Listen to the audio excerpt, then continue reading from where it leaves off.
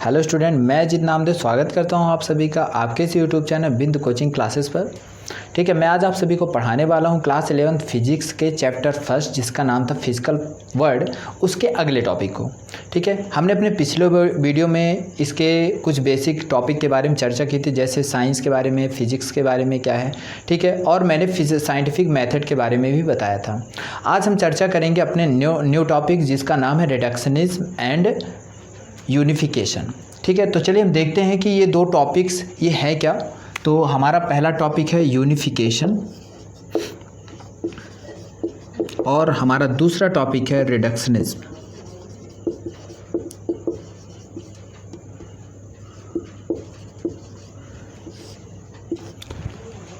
ये जो हमारे दो टॉपिक हैं ये बेहद ही महत्वपूर्ण टॉपिक हैं, क्योंकि जितने भी साइंटिस्ट हैं जिन्होंने फिजिक्स के मतलब कि फील्ड पे वर्क किया है, वो सब इन्हीं दो थ्योरीज़ को लेकर के क्या करते हैं, वर्क करते हैं।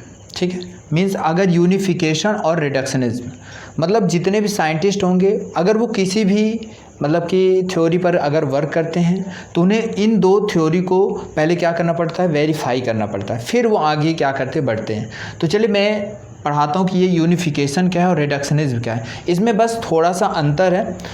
यूनिफिकेशन क्या करता है, ये एक प्रकार का कहा जाए तो ये एक फंडामेंटल थ्योरी पर डिपेंड करता है। यह एक ऐसी थ्योरी को डिराइव करता है जिससे रिलेटेड हम कई प्रकार के छोटे छोटे लॉस थ्योरी क्या करते हैं, एक्सप्लेन करते हैं। मीन्स कहने का कि बहुत सारे, ये एक प्रकार का कलेक्शन है जिसमें बहुत सारी छोटी छोटी थ्योरी क्या रहती हैं, कलेक्ट रहती हैं। ठीक है, इसको ये भी कह सकते हैं दिस इज अ अटेम्प्ट, ये एक प्रकार का क्या अटेम्प्ट है to unify the fundamental basic units of the same twist. Means कहने का कि जितने भी छोटे छोटे फंडामेंटल यूनिट्स हैं या फंडामेंटल फोर्सेस हैं कहाँ, नेचर में, ठीक है ना, उन सभी फंडामेंटल फोर्सेस को क्या करना, यूनिफाई करना ही आपका क्या कहलाता है, यूनिफिकेशन कहलाता है। सपोज करिए कि हमको जो न्यूटन्स थे या और भी जितने साइंटिस्ट हैं उन्होंने हमको कई सारे लॉ दिए। तो अगर हम कहते हैं जैसे हमारे पास है लॉ ऑफ ग्रेविटेशन, जो लॉ ऑफ ग्रेविटेशन है, लॉ ऑफ ग्रेविटेशन के अकॉर्डिंग हम कई सारी थ्योरीज़ को क्या करते हैं, डिफाइन करते हैं। जैसे हमने लॉ ऑफ मोशन को डिफाइन किया, लॉ ऑफ मोशन को डिफाइन कर दिया। ठीक है, लॉ ऑफ मोशन के बाद हमने और क्या डिफाइन किया, जैसे हमने फॉल ऑन एन एप्पल, हमने एप्पल को जब गिरते हुए, मतलब कि एप्पल का गिरना ये किसके अकॉर्डिंग रहता है, लॉ ऑफ ग्रेविटेशन के अकॉर्डिंग। और क्या होता है, motion of moon around the earth. ठीक है, ये भी किस पर डिपेंड है, ये भी लॉ ऑफ ग्रेविटेशन पर डिपेंड होता है। इसके बाद आपका जो अगला है, जैसे motion of planet around the earth, ये भी किस पर डिपेंड है, ये भी लॉ ऑफ ग्रेविटेशन पर डिपेंड है। यानी हमने क्या समझा, हमने समझा कि जितनी भी ये छोटी छोटी थ्योरी हैं, लॉ हैं, ये सब मिल करके एक बड़ी थ्योरी जिसको हम क्या बोलते हैं, लॉ ऑफ ग्रेविटेशन पर डिपेंड है। यानी इसी के बेस पर हम इन सब थ्योरी को क्या कर सकते हैं, डिफाइन कर सकते हैं। ठीक है, इसी तरह आपका जैसे और भी बहुत सारी थ्योरी हैं। ठीक है, जैसे आपका हो गया लॉ ऑफ इलेक्ट्रोडायनामिक्स,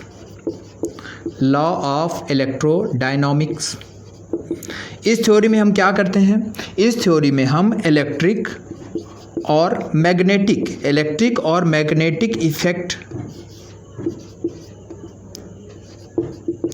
इफेक्ट से रिलेटेड जितने टाइप्स के फिनोमेना होते हैं हम उनको इसमें क्या करते हैं, वेरीफाइड करते हैं, या उसके बारे में हम क्या करते हैं, पढ़ते हैं, उनको सॉल्व करते हैं। ठीक है, तथा उनके रूल्स, लॉ, थ्योरी सबको क्या करते हैं, इनसे डिराइव करते हैं। तो ये था यूनिफिकेशन। तो आपको यूनिफिकेशन का हिंदी मीन्स जो होता है वो भी पता होना चाहिए। यूनिफिकेशन का हिंदी मीन्स होता है एकीकरण, यानी सभी जितने भी बेसिक फार्मूला हैं या बेसिक लॉ हैं या कहना चाहिए कि फंडामेंटल जितने भी फोर्सेस हैं नेचर में, उन सबको जब हम क्या करते हैं एक ही जगह पर या एक ही थ्योरी से क्या करते हैं उसको डिफाइन करते हैं, तो उसे क्या बोलते हैं हम लोग, यूनिफिकेशन कहते हैं। ठीक है, अब हम बढ़ते हैं रिडक्शनिज्म में। रिडक्शनिज्म क्या है, इसको हम लोग बोलते हैं न्यूनीकरण। न्यूनीकरण, ठीक है, ये क्या होता है, रिडक्शनिज्म क्या है, इसको कैसे डिफाइन करते हैं।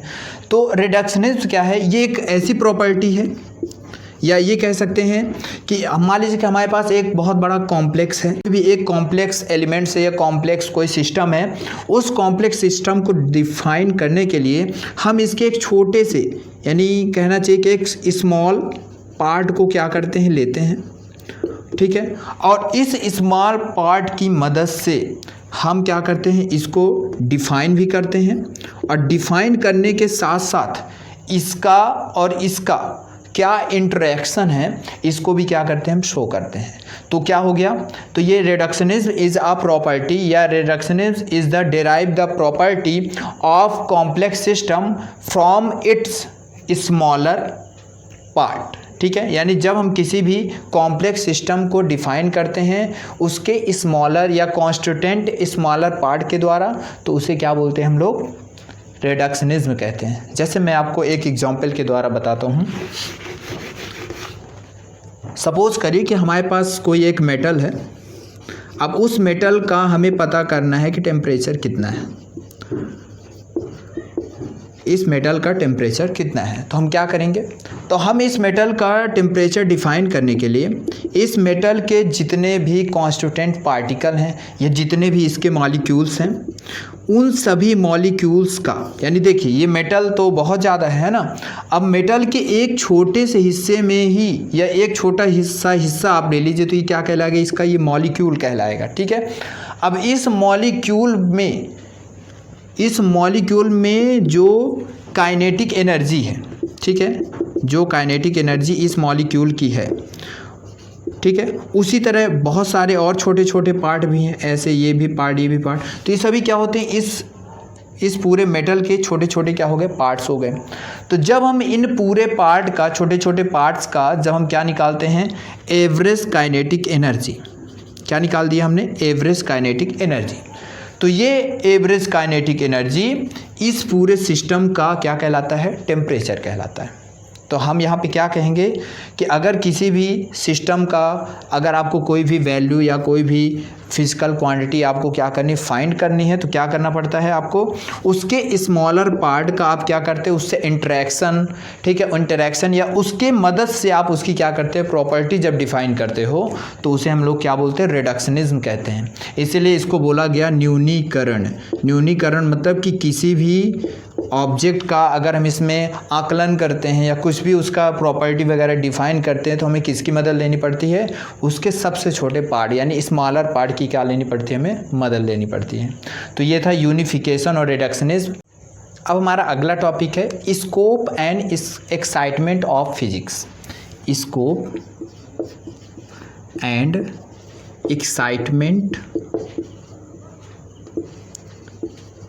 Of physics. तो देखिए स्कोप एंड एक्साइटमेंट ये क्या है, तो फिजिक्स का स्कोप कितना है, यानी फिजिक्स ने आज तक कितना मतलब कि अचीव किया है, फिजिक्स में जितने भी साइंटिस्ट हुए हैं उन्होंने आज तक क्या क्या अचीव किया है, ये सब किसके अंतर्गत आता है, आपके स्कोप के अंतर। एक्साइटमेंट क्या, एक्साइटमेंट मतलब कि जो भी साइंटिस्ट इस पे वर्क करते हैं उन्हें ऐसा क्या मिल गया होगा, या वो किस बेस पर कोई भी डिस्कवरी करते हैं। जितने भी आपने अभी तक में जितने भी इलेक्ट्रॉनिक इंस्ट्रूमेंट देखे या जो भी आपने अभी तक डिस्कवरी देखी है साइंटिस्टों के द्वारा, उन्होंने ऐसा क्या किया होगा या किस बेस पर उन्होंने इन सबको क्या किया, स्टडी करके हमें नए नए उपकरण या इंस्ट्रूमेंट उन्होंने हमें प्रोवाइड कराए। तो इन सब चीज़ों को हम इस मतलब कि स्कोप एंड एक्साइटमेंट के अंदर क्या करते हैं, हम पढ़ते हैं फिजिक्स में। ठीक है, तो आपको मैं बता दूं कि जो फिजिक्स का स्कोप है वो दो फेनोमेना पे डिपेंड करता है। पहला आपका होता है मैक्रोस्कोपिक, और इसके बाद दूसरा है आपका माइक्रोस्कोपिक।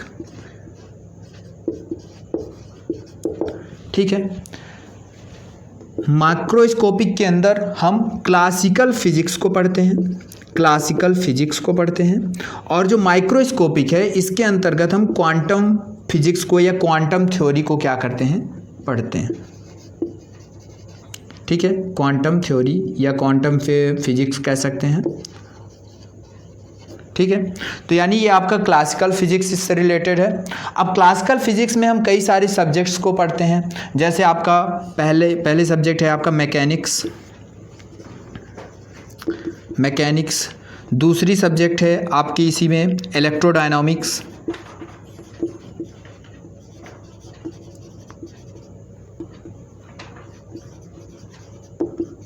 तीसरी इसी में सब्जेक्ट है आपका ऑप्टिक्स,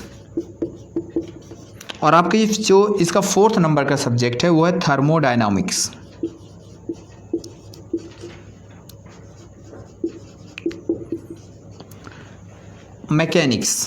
मैकेनिक्स ऐसा फील्ड है जिस फील्ड में हम मोशन है, ग्रेविटेशन है, ठीक है, मोशन, ग्रेविटेशन, वेव, इक्विलिब्रियम और भी बहुत, तो मतलब इन सब चीज़ों, मतलब जैसे मोशन से रिलेटेड लॉ ऑफ मोशन है, फोर्स है, वर्क है, ठीक है ना, ग्रेविटी, एक्सेलरेशन है, वेलोसिटी है, स्पीड है, इन सब से रिलेटेड जितने भी फिनोमेना हैं, ग्रेविटेशन से related, wave theory, Huygens wave theory, ठीक है, इक्विलिब्रियम, ठीक है ना, ये जितने भी प्रकार के आपने इसमें देखे, जितने टाइप्स के आपके यहाँ पे ऑब्जेक्ट या सब्जेक्ट्स दी गई हैं, इन सभी सब्जेक्ट से रिलेटेड जितने भी फिनोमेना हैं हम उसे मैकेनिक्स के अंदर पढ़ते हैं। ठीक है, इलेक्ट्रोडायनामिक्स में हम क्या क्या पढ़ते हैं, इलेक्ट्रोडायनामिक मतलब क्या क्या स्टडी करते हैं। इलेक्ट्रोडायनामिक में आप मतलब कि इलेक्ट्रिसिटी या इलेक्ट्रिक और मैग्नेटिक, ठीक है, या जितने भी आपके जो साइंटिस्ट थे, जैसे आपके ऑरेस्टेड हो गए, न्यूटन्स हो गए, ठीक है, इन्होंने जितने भी, या केपलर वगैरह, इन्होंने जितने भी मतलब कि आज तक लॉज दिया, थ्योरी दिया, उनसे रिलेटेड फिनोमिना हम क्या करते हैं, इसमें पढ़ते हैं, किसमें, इलेक्ट्रोडायनामिक में। ठीक है, अब आता है आपका ऑप्टिक्स क्या है, ऑप्टिक्स में हम लाइट से रिलेटेड, जैसे आपके लाइट से रिलेटेड, जैसे आपका सनलाइट के बाद फिर जैसे मिरर हो गया, इमेज बनना, फिर इसमें कुछ ऐसे इंस्ट्रूमेंट भी हैं, जैसे आपके माइक्रोस्कोप है, इलेक्ट्रॉन माइक्रोस्कोप है, ठीक है, फिर आपका स्पेक्ट्रोस्कोप है, ठीक है, टेलीस्कोप है, ये सब चीज़ें और इनसे रिलेटेड फिनोमिना हम किसके अंतर्गत पढ़ते हैं, ऑप्टिक्स में पढ़ते हैं। थर्मोडायनामिक्स क्या है, थर्मोडायनामिक्स क्या करते हैं, जैसे कोई भी मैटर है, उस मैटर से रिलेटेड, यानी उसकी जितनी भी इंटरनल एनर्जी है, मैटर की इंटरनल एनर्जी, उसकी एंट्रोपी, उसका टेम्परेचर, उसका प्रेशर, ठीक है, फिजिकल एंड केमिकल प्रोसेस, इन सभी टॉपिक्स को लेकर के तथा उनसे रिलेटेड जितने भी फिनोमेना हैं, उनको हम थर्मोडायनामिक्स में क्या करते हैं, स्टडी करते हैं। तो ये क्या था, ये था फिजिक्स का स्कोप। अब आप सोच भी सकते हैं कि क्या ये फिजिक्स का फिजिक्स का इतना स्कोप हो सकता है, क्योंकि हमने आपको पहले ही बताया है कि फिजिक्स क्या है, हर एक ब्रांच का क्या है, फंडामेंटल बेस है, यानी हर एक ब्रांच में इसका क्या है, मतलब कि हर एक ब्रांच में ये पाया जाता है। यानी आपको ये ध्यान रखना पड़ेगा, फिजिक्स में हर उस फील्ड को क्या किया है, कैप्चर किया हुआ है। ठीक है, तो ये था माइक्रोस्कोपिक। अब आते हैं हम लोग किसमें, क्वांटम फिजिक्स या क्वांटम थ्योरी। क्वांटम थ्योरी में हम क्या करते हैं, तो क्वांटम थ्योरी में हम क्या करते हैं, बहुत छोटा यानी वेरी स्मॉल क्वांटिटी या वेरी स्मॉल स्केल वाले जितने भी टॉपिक्स हैं उनको स्टडी करते हैं। मतलब कि वेरी स्मॉल थ्योरी या कह सकते हैं very small scale in length, या और भी जैसे जितने भी ऐसे फील्ड जहाँ पे हम बहुत सारी छोटी छोटी यूनिट्स के बारे में पढ़ते हैं, या छोटे छोटे यूनिट, जैसे आपका इलेक्ट्रॉन है, प्रोटॉन है, इलेक्ट्रॉन हो गया। अब इलेक्ट्रॉन के जैसे आप जानते कि इलेक्ट्रॉन है और प्रोटॉन और आपका न्यूट्रॉन, ये सब कहाँ प्रेजेंट रहते हैं, ये सभी प्रेजेंट रहते हैं न्यूक्लियस में। और न्यूक्लियस से अगर हमको क्या करना पड़ता है, इलेक्ट्रॉन की डिस्टेंस पता करनी है, तो कैसे पता करेंगे उसको, किसके अंतर्गत हम मतलब कि ये रीड करते हैं या स्टडी करते हैं। तब इस प्रकार के जितने भी फिनोमिना हैं उनको हम क्वांटम फिजिक्स के अंतर्गत क्या करते हैं, रीड करते हैं। ठीक है, और कौन कौन से, जैसे आपका एस्ट्रोनॉमिकल है, एस्ट्रोनॉमिकल फिनोमिना, और कौन सा, टेरेस्ट्रियल फिनोमिना। इन सब फिनोमिना को हम किसके अंतर्गत, क्वांटम माइक्रोस्कोपिक फिनोमिना में क्वांटम थ्योरी के अंतर्गत क्या करते हैं, हम लोग रीड करते हैं या उसके बारे में स्टडी करते हैं। ठीक है, तो ये था फिजिक्स का स्कोप एंड एक्साइटमेंट। हमारा अगला टॉपिक है physics, technology and society.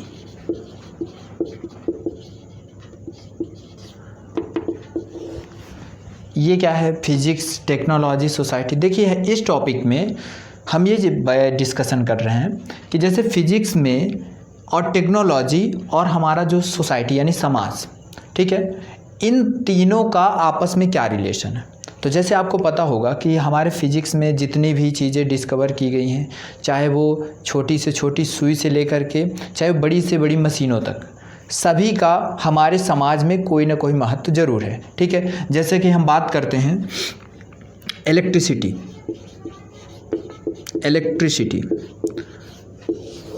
Electricity की खोज हुई। कैसे खोज हुई इलेक्ट्रिसिटी की। अब इलेक्ट्रिसिटी को डिस्कवर करने के लिए हमें क्या क्या करना पड़ा, तो इलेक्ट्रिसिटी को डिस्कवर किया गया। आज हम अपने घरों में लाइट यूज़ कर रहे हैं, लाइट के साथ साथ हर एक प्रकार के इलेक्ट्रॉनिक जितने भी इंस्ट्रूमेंट हैं उन सब का यूज़ कर रहे हैं। उन सब की और उन सब के लिए किसकी मदद ले रहे हैं, उन सब के लिए हम किसकी मदद लेते हैं, इलेक्ट्रिसिटी की मदद लेते हैं।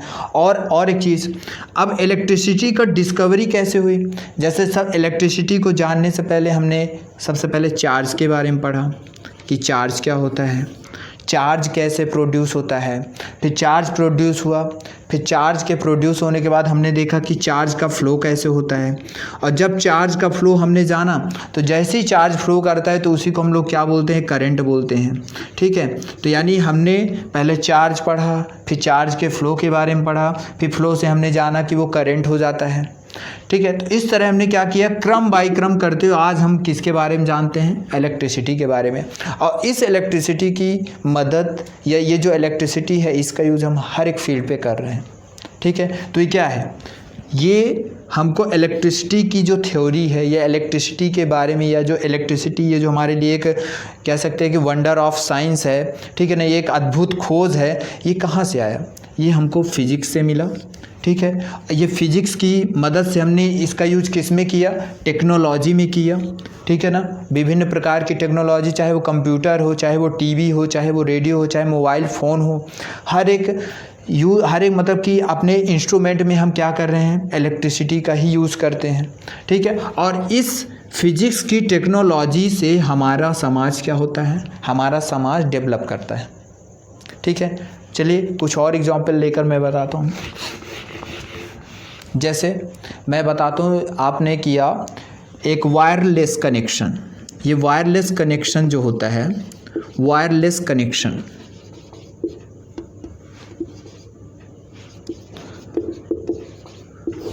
वायरलेस कनेक्शन क्या होता है, तो वायरलेस कनेक्शन होता कैसे है, तो मैं आपको बता दूं, वायरलेस कनेक्शन में हम इलेक्ट्रिक या मैग्नेटिक इफेक्ट को लेकर,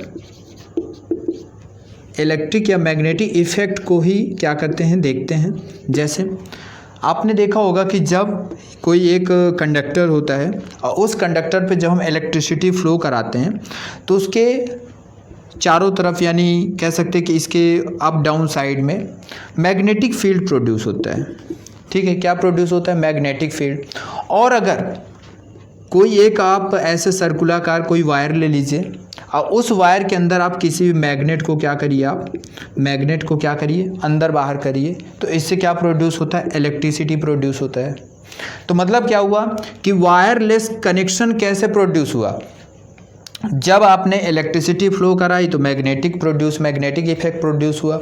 जब आपने मैग्नेट को इधर उधर किया तो इसमें से क्या प्रोड्यूस हो गया, इलेक्ट्रिसिटी प्रोड्यूस हो गई। ये क्या था, क्या इसमें कोई वायर लगा था क्या, कि मैग्नेट और इस इस वायर के बीच में कोई एक वायर का कनेक्शन रहा होगा, जी नहीं, ये एक प्रकार का क्या था, कनेक्शन था। जैसे नेटवर्किंग देख लीजिए, आज हम एक नेटवर्क से दूसरे नेटवर्क तक कैसे पहुँचते, ये सब वायरलेस कनेक्शन है, जो कि हमको कहाँ से मिल रहा है, हमको इलेक्ट्रिक और मैग्नेटिक फील्ड के माध्यम से, इलेक्ट्रिक या मैग्नेटिक इफेक्ट के माध्यम से क्या हो रहा है, हमको फाइंड हो रहा है। ठीक है, चलिए एक मैं आपको खोज के बारे में बताता हूँ। एक थे हॉर्न, मतलब कि ये 1938 की बात है, 1938 की बात है। उस समय एक दो साइंटिस्ट थे, हॉर्न और मेटनर, हॉर्न और मेटनर। ठीक है, इन दोनों साइंटिस्ट ने न्यूट्रिनो फिजन ऑफ यूरेनियम, इन्होंने न्यूट्रिनो फिजन ऑफ यूरेनियम को क्या किया, डिस्कवर किया। और इस डिस्कवरी से इन्होंने न्यूक्लियर पावर रिएक्टर बना दिया। न्यूक्लियर पावर रिएक्टर को क्या किया, इन्होंने डिस्कवर किया या उसको प्रोड्यूस किया।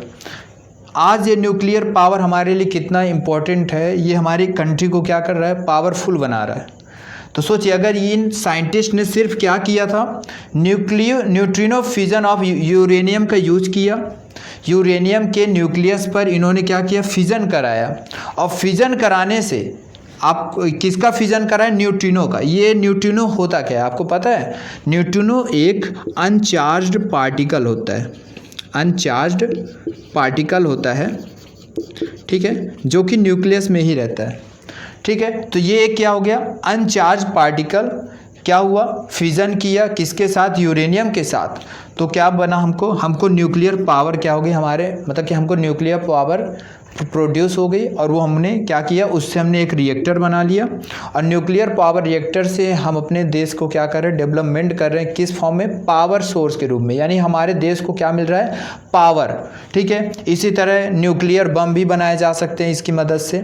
ठीक है, यानी ये क्या किए, ये दो साइंटिस्ट मिल करके उन्होंने न्यूक्लियर पावर रिएक्टर को क्या कर डाला, डिस्कवर कर डाला। तो ये था फिजिक्स, टेक्नोलॉजी एंड सोसाइटी, यानी फिजिक्स में जितनी भी खोजें हो रही हैं उनका टेक्नोलॉजी में क्या इम्पोर्टेंस है और हमारे समाज में क्या महत्व है, ये सब क्या है, ऐसी बहुत सारी डिस्कवरी हुई हैं फिजिक्स में, जिसको आप पढ़ सकते हैं, देख सकते हैं। ठीक है, तो चलिए हम बढ़ते हैं अपने अगले टॉपिक में। हमारा अगला टॉपिक है फंडामेंटल लॉ ऑफ नेचर। ठीक है, या फंडामेंटल फोर्सेस, ठीक है ना, ऑफ नेचर या इन नेचर, यानी हमारे नेचर में कितने प्रकार के फंडामेंटल फोर्सेस हैं, यानी ऐसे फोर्स जिनकी मदद से और बहुत सारे फोर्स क्या हुए हैं, जनरेट हुए हैं। ठीक है, तो सबसे पहले है हमारा ग्रेविटेशनल फोर्स। तो चलिए हम लोग पहले डिस्कस करते हैं ग्रेविटेशनल फोर्स के बारे में, फिर और फोर्स को हम डिफाइन करेंगे। तो ग्रेविटेशनल फोर्स क्या होता है, तो देखिए, जब कोई भी दो ऑब्जेक्ट्स आपस में क्या करते हैं, यानी हमारे ब्रह्मांड में कोई भी दो ऑब्जेक्ट्स आपस में क्या करते हैं, म्यूचुअल अट्रैक्शन, आपस में म्यूचुअल अट्रैक्शन क्या करते हैं, शो करते हैं। ठीक है ना, किसके द्वारा, by virtue of their masses, यानी हर एक ऑब्जेक्ट में हमको पता है कि हर एक ऑब्जेक्ट का अपना एक मास होता है, और उस मास के अकॉर्डिंग वो क्या करते हैं, एक दूसरे से अट्रैक्शन शो करते हैं। वही अट्रैक्शन क्या कहलाता है, ग्रेविटेशनल फोर्स कहलाता है। ठीक है, तो ये क्या है, ये हमारा एक फंडामेंटल फोर्स है, किसका फोर्स है, नेचर का है। ठीक है, यानी जब दो object by according their mass, ठीक है ना, so mutual attraction between them are called gravitational force. ठीक है, अब इसके बाद हम पढ़ेंगे अपने दूसरे टाइप्स के फोर्स में। हमारा दूसरा टाइप का फोर्स है, ये तो था ग्रेविटेशनल, अब हम पढ़ेंगे इलेक्ट्रोमैग्नेटिक फोर्स। इलेक्ट्रोमैग्नेटिक फोर्स ये क्या है, इलेक्ट्रोमैग्नेटिक फोर्स क्या है, तो this force are present between charge particle. ठीक है, या gravitational electromagnetic force is a force which are find between two charge particle, यानी सपोज करिए कि एक हमारे पास कोई चार्ज है, मान लीजिए ए हमारा एक मतलब ऑब्जेक्ट है, एक हमारा ऑब्जेक्ट बी है, एक में पॉजिटिव चार्ज और एक में निगेटिव चार्ज। तो जब इन दोनों चार्ज पार्टिकल के बीच में कोई एक फोर्स क्या होता है, एक्सर्ट होता है, या एक फोर्स क्या होता है, वो वर्क करने लगता है, तब इस फोर्स को हम लोग क्या बोलते हैं, इस फोर्स को बोला जाता है इलेक्ट्रोमैग्नेटिक फोर्स। ठीक है, तो ये क्या हो गया हमारा इलेक्ट्रोमैग्नेटिक फोर्स हो गया। ठीक है, अब हम चलेंगे अपने अगले फोर्स के बारे में। ठीक है, हमारा अगला फोर्स कौन सा है, अगला फोर्स है हमारा strong nuclear force. Strong nuclear force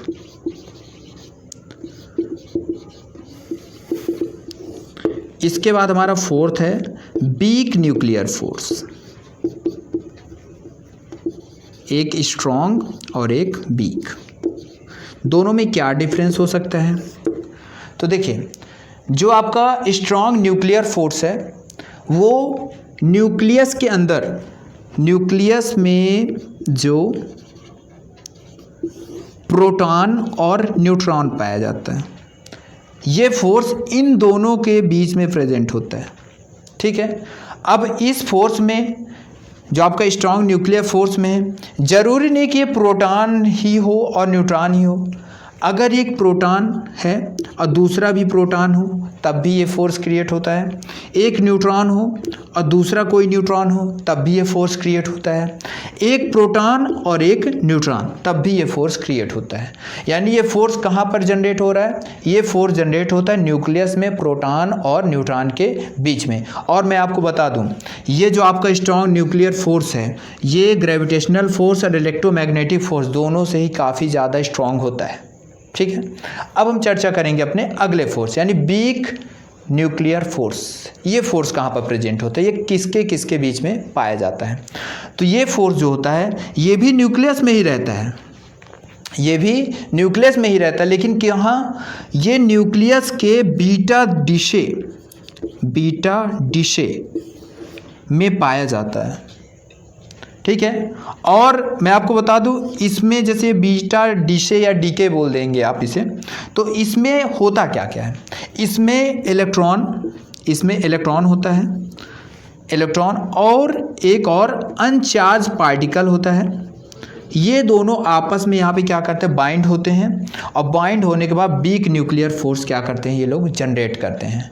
ठीक है, और ये अनचार्ज पार्टिकल क्या होता है, इसका क्या नाम है, इस अनचार्ज पार्टिकल का नाम है न्यूट्रिनो, जैसे मैंने पहले बताया भी आपको।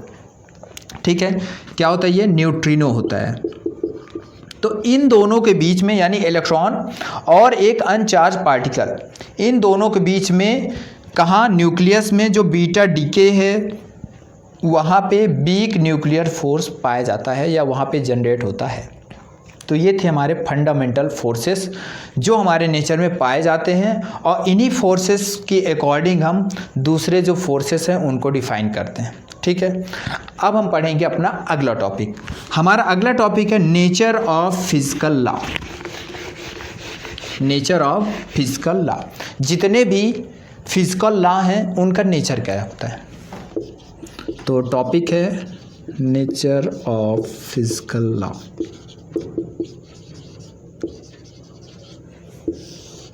तो देखिए, हमारे इस चैप्टर में हमने बहुत सारे लॉ पढ़े, थ्योरी पढ़ी, बहुत सारे फोर्सेस के बारे में जाना।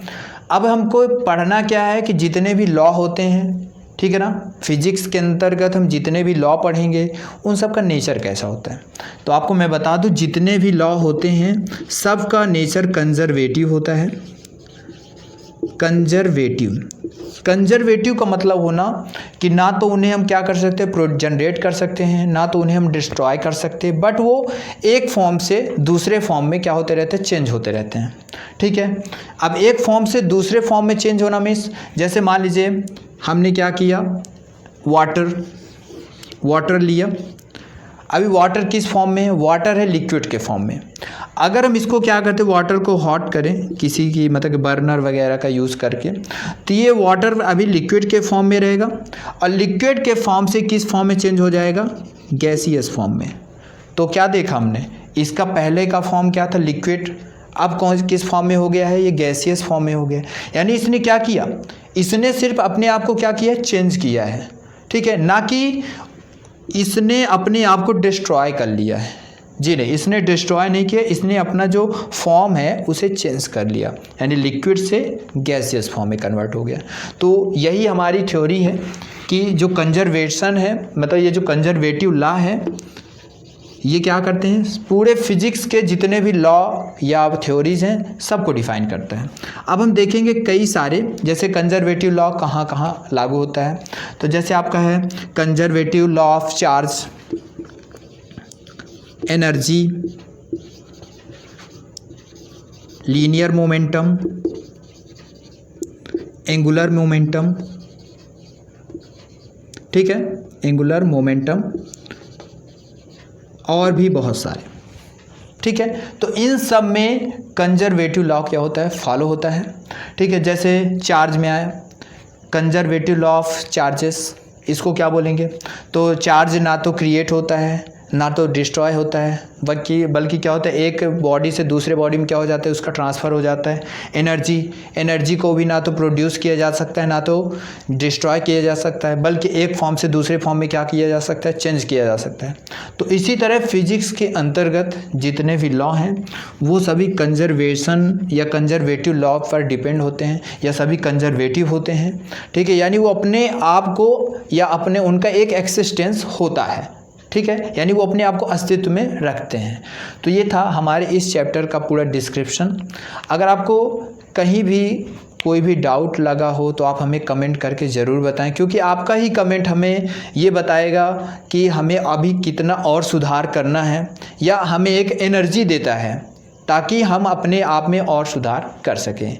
तो अगर आपको ये वीडियो अच्छी लगी हो तो हमारे वीडियो को लाइक और कमेंट ज़रूर करें, ठीक है। और अगर आपने अभी तक हमारे चैनल को सब्सक्राइब नहीं किया है तो हमारे चैनल को सब्सक्राइब ज़रूर करें। Thank you.